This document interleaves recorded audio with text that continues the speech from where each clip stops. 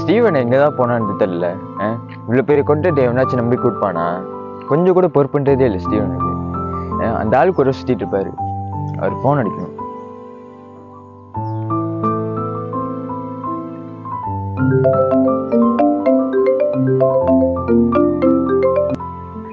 என்ன ரசிவன் என்னமோ ப்ரோஜெக்ட் இருக்குன்னு சொன்ன, மணி வேற ஆயிடுச்சு. போலியா? இதுங்கண்ணே போய்க்கலாம். நல்லா ஐசிக்கு இருக்கானே, போய்க்கலாம். அப்புறம் கதையில் ஃபோன் அடிக்குது ஐசிக்கு. ஹலோ சொல்றா. ஹலோ, எங்க இருக்கீங்க? சீக்கிரம் வாங்கண்ணே, கொன்றைக்காரன் வந்துட போறான். ஆமால வரேன்டா வந்துடுவேன். கொஞ்ச நேரம் தான் வந்துடுவேன். வந்துடுவேடா, கதையில வந்துடுவேன். அவன் கூப்பிடுறான், நான் போய் பார்க்கறேன். இல்லைன்னா என்ன முடிச்சிடுவான்.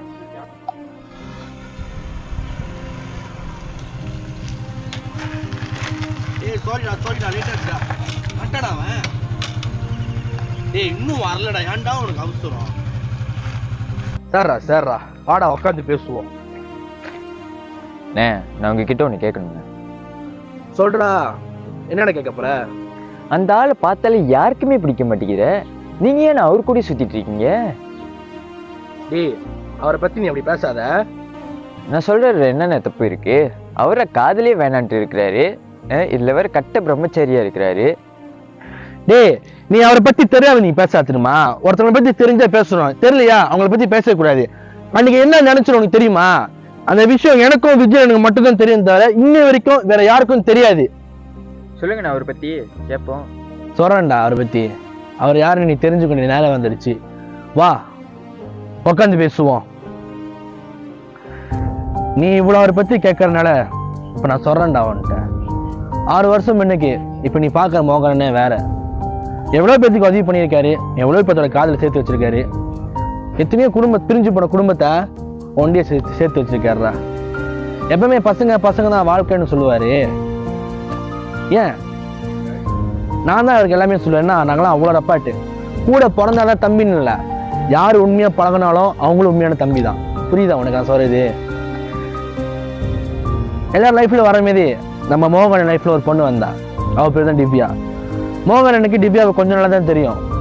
ஆனா மோகனும் திவ்யாவும் அவ்வளோ லவ் பண்ணாங்க. எப்பவுமே சொல்லுவாரு, எங்க அம்மாவுக்கு அடுத்தது என் வைஃப் தான்னு. ஸோ திவ்யா ஒரு வாட்டி எனக்கு சொன்னாரு, ஸ்டீவன் திவ்யா நான் கல்யாணம் பண்ணிக்க போறேன்டா, சிங்கப்பூர் போறேன், எங்க கல்யாணத்தை நான் காசு வைக்கணும். திவ்யாவுக்கு அப்பா இல்லை, அம்மா மட்டும்தான். அதனால சிங்கப்பூர் போயிட்டு வேலை செஞ்சுட்டு இருந்தாரு.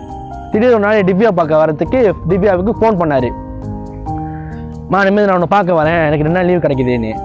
அப்போ திவ்யா மோகன் கிட்ட ஃபோன் பண்ணி என்னத்தை சொன்னிச்சு, வாவ், இடம் ரொம்ப அழகா இருக்கு.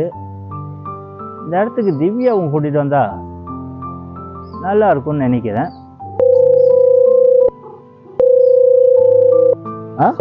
செல்லக்குட்டி, ஹலோ, சொல்லு பேபி. எங்க இருக்க? நான் உன்கிட்ட கொஞ்சம் பேசணும். ஒரு நிமிஷம் பேபி, நான் சொல்றத கேளு. வர்ற திங்கட்கிழமை எனக்கு லீவு, 2 நாள் லீவு போட்டுட்டு நான் உன்னை வந்து பார்க்கலான்னு இருக்கேன். நம்ம பிரேக்கப் பண்ணிக்கலாம். விளையாடாத, நான் கொஞ்சமானே மனசு உடஞ்சிடும், உனக்கு தெரிஞ்சானே. இல்ல இது சரி போட்டாடாலே, நம்ம பேசிடலாம். இவ்வளோதானா? இதுக்காக தான் நான் சிங்கப்பூரில் போய் வேலை செஞ்சுட்டு வந்தேனா? நீ நல்லா இருக்கணும்னு தான் நான் நினச்சேன். ஆனால் நீ எப்படி பேசுறிய? இங்கே சிங்கப்பூரில் நான் பேக்கா மாதிரி வேலை செஞ்சுட்டு இருக்கேனே. அவ்வளோதானா? சரி, பரவாயில்ல. நான் ஆசைப்பட்ட வாழ்க்கை தான் எனக்கு கிடைக்கும். நீ ஆசைப்பட்ட வாழ்க்கையாவது உனக்கு கிடைக்கிட்ட. என்னடா வாழ்க்கை? நம்ம நினைச்ச வாழ்க்கை தானே அது. வாழ்க்கை வாழ்க்கையாவது மறக்க முடியவில்லை, அவளுக்கு வழிகள் தெரியவில்லை, என் மனது தாங்கவில்லை, என்னால் ஏற்றுக்கொள்ள முடியவில்லை.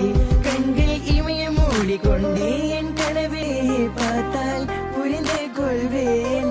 ஒரு வார்த்தை போதுமே சொன்னால் விலகி போவேன்.